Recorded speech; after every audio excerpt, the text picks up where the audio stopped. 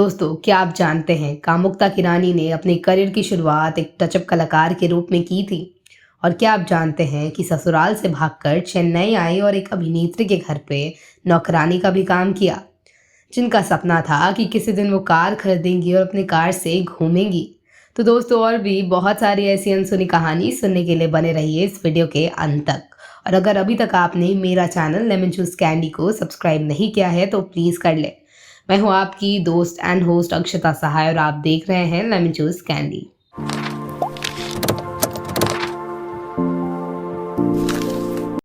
विजयलक्ष्मी वदाला पातला, जो अपने मंच नाम सिल्क से प्रसिद्ध हुई, तेलुगु, तमिल, मलयालम, कन्नड़ और हिंदी फिल्मों में दिखाई दी।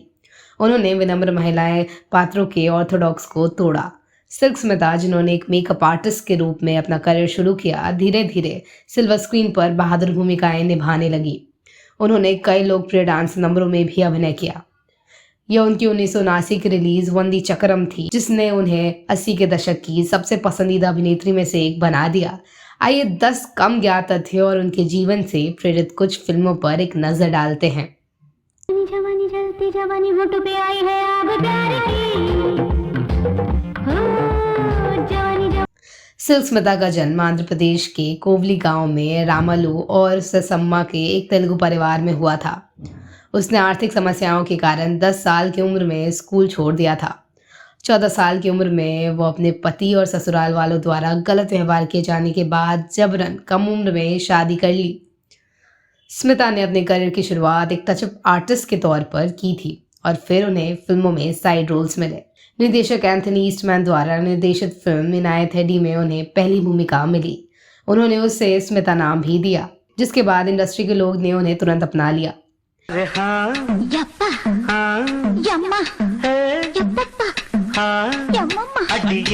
दिवंगत निर्देशक विनोद चक्रवर्ती से मिलने के बाद उन्हें तमिल फिल्म उद्योग में बड़ा ब्रेक मिला। उन्होंने उसका मार्गदर्शन किया और उसकी पत्नी कर्णपू ने उसे अंग्रेजी सिखाई और नृत्य, अभिनय और शिष्टाचार की कक्षाओं की भी व्यवस्था की। उन्होंने 1980 की तमिल फिल्म वंदी चक्रम में अपनी पहली प्रमुख भूमिका की प्रशंसा की।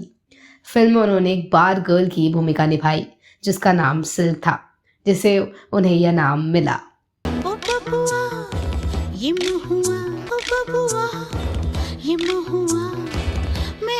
उन्होंने फिल्म मलाइगलो इवाथिलाई में अपने अभिनय कौशल से आलोचकों और दर्शकों को प्रभावित किया, जहां उन्होंने एक पत्नी की भूमिका निभाई जो अपने पति द्वारा अपनी नौकरानी के बलात्कार से आहत थी, जिसे उसने निष्क्रिय रूप से अपनी नौकरानी के बेडरूम में प्रवेश करने और गार्ड खड़ा करने की अनुमति दी थी, शर्मनाक कृत्य के दौरान परिवार को शर्मिंदगी से बचाने के लिए।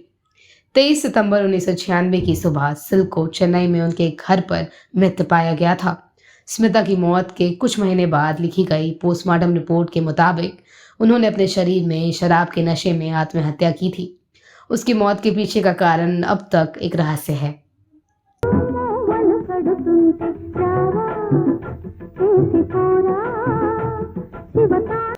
The dirty picture silk Smita के जीवन से प्रेरित है। फिल्म मिलन लुथुरिया द्वारा निर्देशित और शोभा कपूर और एकता कपूर द्वारा सह-निर्मित है। इसमें विद्या बालन, इमरान हाशमी, नसीरुद्दीन शाह और तुषार कपूर मुख्य भूमिका में है। यह फिल्म दुनिया भर में 10 दिसंबर 2011 को सिल्क स्मिता की जयंती पर हिंदी, तेलुगु और तमिल में रिलीज हुई थी।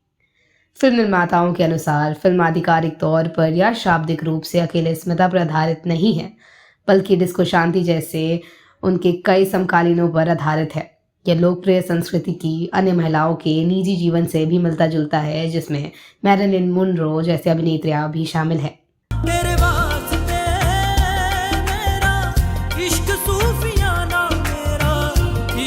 डर्टी पिक्चर सिल्क स्कद मागस त्रिशूल द्वारा लिखित और निर्देशित 2013 की एक कन्नड़ जीवनी फिल्म है। फिल्म का निर्माण वेंकटेयप्पा ने किया था और इसमें पाकिस्तानी अभिनेत्री वीना मलिक मुख्य भूमिका में थी। इसमें सहायक भूमिकाओं में अक्षय, सना, अनीता भट्ट और श्रीनिवास मूर्ति भी हैं। फिल्म को तेलुगु में भी रिलीज किया गया था और इसका नाम रेड मिर्ची रखा गया था।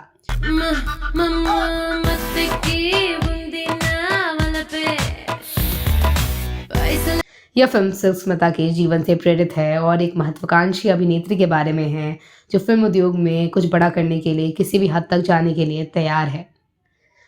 क्लाइमैक्स अनिल कुमार द्वारा निर्देशित 2013 की एक मलयालम फिल्म है जिसमें सना खान मुख्य भूमिका में है।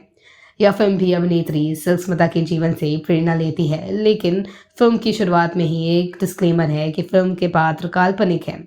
फिल्म को ओरू नादिगाइन डायरी शीर्षक से तमिल में डब किया गया था और 24 मई 2013 को रिलीज किया गया था। बॉलीवुड इंडस्ट्री में कभी कभी टैलेंटेड होना नाकाफी सा लगता है, कभी गुड लुक्स धरे के धरे रह जाते हैं। ग्लैमर की इस दुनिया में कुछ सितारे ऐसे भी हैं जिन्होंने फेम पाने के लिए अलग रास्ता अपनाया। स्क्रीन पर दिखने के लिए उन्होंने खूब बोल्डनेस पड़ोसी और मशहूर भी हो गई।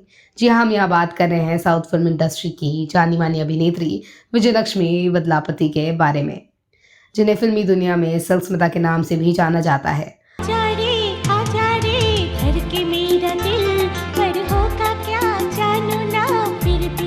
अब आप सोच रहे होंगे कि यह अदाकारा कौन थी। विजयलक्ष्मी को लोग सिल्क स्मिता कहने लगे थे। अगर आप अब भी इस नाम से अपरिचित हैं तो फिल्म डर्टी पिक्चर में अभिनेत्री विद्या बालन ने जिसका किरदार निभाया था, हम उनकी ही बात कर रहे हैं, वो थी सिल्क स्मिता। विजयलक्ष्मी के चाहने वालों का सैलाब तब आया जब फिल्मों में इन्हें नाम मिला सिल्क स्मिता। 2 दिसंबर 1960 को जन्मे सिल्क ने मात्र 17 साल के अपने फिल्मी करियर में ही 450 से ज़्यादा फिल्मों में काम करके तहलका मचा दिया।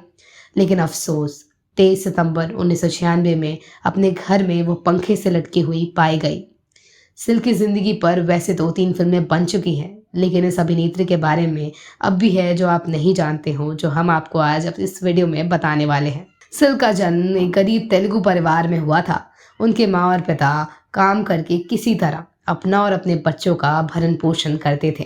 थोड़ी बड़ी होने पर एक सरकारी स्कूल में सिल्क का दाखिला करवाया गया ताकि वो पढ़ लिख कर कुछ किताबी ज्ञान और दुनियादारी सीखे। लेकिन 4वीं कक्षा में ही सिल्क को स्कूल छोड़ना पड़ा। सिल्क के माता पिता इतना पैसा अर्जित ना कर सकें जिससे वो सिल्क को पढ़ा सके। लौटकर सिल्क को घर का चूल्हा चौका ही संभालना पड़ा। उस समय सिल्क मात्र 10 साल की ही थी। सिल्क उम्र में छोटी थी लेकिन दिखने में बड़ी लगने लगी थी। माता पिता को सिल्क जब एक जवान लड़की लगने लगी तो उन्होंने उनकी शादी करने की ठानी और बहुत ही कम उम्र में सिल्क का ब्याह हो गया, वो भी एक मजदूर से। इस तरह माता पिता ने अपने सर से बोझ हल्का किया। जिस घर में सिल्क की शादी करके पहुंची वहां भी उनके साथ बहुत अच्छा व्यवहार नहीं होता था। पति एक नंबर का शराबी था। शराब पीकर वो सिल्क को पीटता था और उसकी गलतियों की गालियां उसके परिवार वाले भी सिल्क को ही सुनाते थे। आलम ये था कि कभी कभी तो उनके देवर और ननद भी उन्हें पीट दिया करते थे।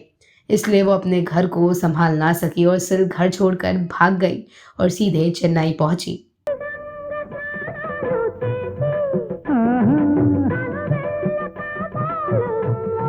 चेन्नई पहुंचकर सिल्क ने दक्षिणी भारतीय फिल्मों में एक अभिनेत्री के यहाँ नौकरानी का काम करना शुरू किया।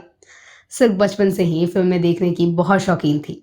उन्हें जब भी फिल्म देखने का मौका मिलता तो वो अपनी दुनिया छोड़कर उस फिल्मी दुनिया में खो जाया करती थी। इस अभिनेत्री के घर एक नौकरानी के रूप में काम करने का मौका सिल्क ने इसलिए नहीं छोड़ा क्योंकि उनकी भी इच्छा कुछ ऐसा ही करने की थी। नौकरानी का काम करने से सिल्क को बस ये फ़ायदा हो रहा था कि वो बड़े बड़े निर्माताओं से मेलजोल बढ़ा रही थी। एक दिन एक जाने माने फिल्म निर्माता की गाड़ी देखकर सिल्क बहुत प्रभावित हुई और वह दूर से ही खड़े होकर उसे निहारने लगी। इस बार उनकी मालकिन ने तंज कसते हुए कहा कि इस बड़ी गाड़ी को देखकर कहीं उसमें बैठने का तो सपना नहीं देख रही हो। अपनी मालकिन की यह बात सिल्क को बिल्कुल अच्छी नहीं लगी। उन्होंने पलट के जवाब दिया कि वो ऐसी गाड़ी में एक दिन जरूर बैठेंगी और वह गाड़ी उनकी खुद की होगी।